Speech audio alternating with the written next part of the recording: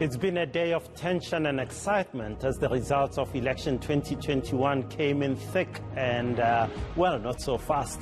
The ANC is in deep reflection as it considers a showing below 50% in support, its lowest since 1994, while Action SA celebrates significant gains in Gauteng. What do the results mean and what happens next? Welcome to our special election show, The Last Word, with me, Justice Malala. There are two big issues tonight. First, what do the various results across the country tell us, and what is the meaning of the record low turnout? Secondly, what kind of political landscape have we chosen, and will it lead to a new path or more fights and lack of development? My guests tonight are Paul Berkowitz and Zwelinzima Vavi. First, Paul Berkowitz from Hlaziya Solutions, a data-driven research and consulting company. Paul, welcome to the show. Thanks so much for making the time. I have to ask you, all day I've been asking myself and many other people, why such a pathetic turnout? And was it a surprise to you, given past showings?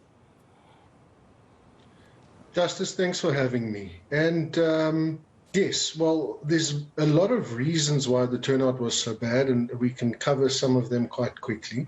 And it wasn't a complete surprise to me. We'd already seen that registration numbers were near historical lows, which means that the ceiling on how well the turnout was ever going to be was getting lower and lower.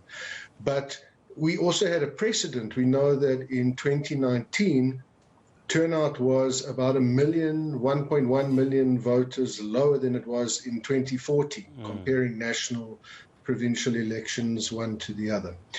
But we've had a few new things and new developments since then. We've had lockdown, we've had the health scares and risks from COVID. We had our first ever election held on a Monday, and of course it was a public holiday, and that turned into a long weekend for a lot of voters. But the trend of voter apathy or voter disappointment with the options that were available has been ongoing for a couple of years now in at least one election cycle. Are the numbers a surprise?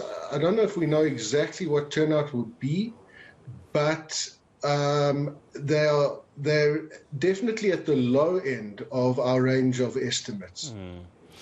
Can I ask you, while on the other hand, the one side, the voter, has been apathetic, as it were, hasn't turned up, we had quite a lot of candidates, 95,000 candidates, more than 325 parties contesting. What is the disjuncture there? Why do you think that we had so many independents coming through, so many parties, and yet the excitement on the other hand isn't there?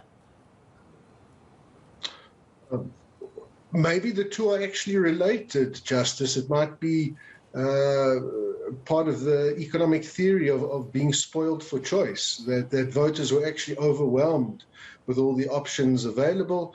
This has been a particularly low information election because of lockdown and restrictions.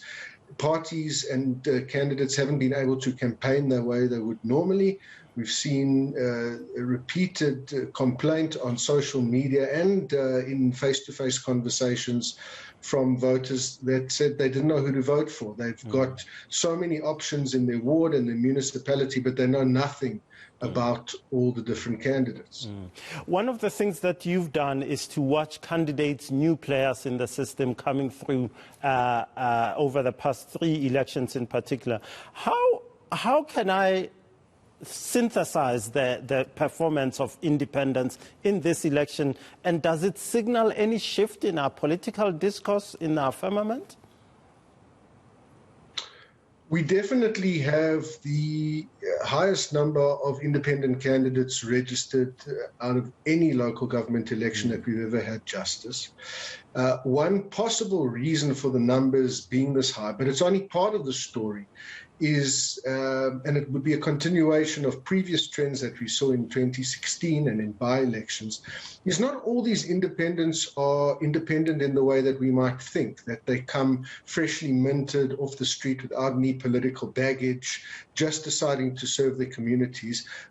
A few of them come from other political parties, normally, most often from the ANC.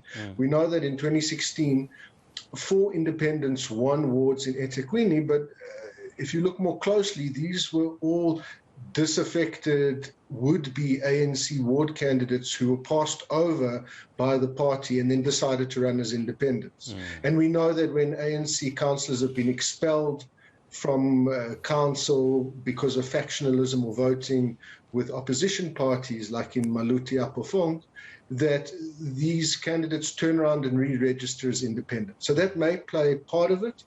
But I do think that the larger story is this dissatisfaction with the options available and the continuing degradation and poor service delivery that's been happening over a long time has led a record number of people to decide to take matters into their own hands and to fix the problems themselves. Help me here with this turnout, with the numbers that we've seen, a move, for example, from the ANC and the DA to, for example, Action SA in Gauteng in particular. Can I begin to think about 2024? And I know it's not the same thing, the national and local elections, but can I build a picture of what 2024 may look like if, say, the ANC doesn't wake up and smell the coffee? I think there are definitely hints to, from what we've seen in this election, Justice, to what might happen in 2024. You're quite right. There are 2 different elections and the dynamics and the trends are not exactly the same. And I've maintained that to look at a party's performance in local government elections in aggregate, to say the ANC is probably going to fall below 50%, is not particularly meaningful for 2 reasons. One is that the dynamics are much more important on a local level in an election such as the one we're having. And the other is that the ANC tends to perform much better in national provincial elections, and that trend has held for a number of election cycles now. But I do think that we can start to talk and to picture and even plan for a future where the ANC does not get a majority in the National Assembly. And I do think there's a growing probability, and it's starting to look really good, or really probable, that the ANC will fall below 200 seats in the National Assembly. And we can start to look and see what would that mean? What would a national coalition look like? And look at some of the results of the parties now, because another trend we know is that new parties tend to prove themselves initially in local government elections before moving on to bigger and better things. Parties like Al Jamaa have done that in 2016 before winning national representation in 2019.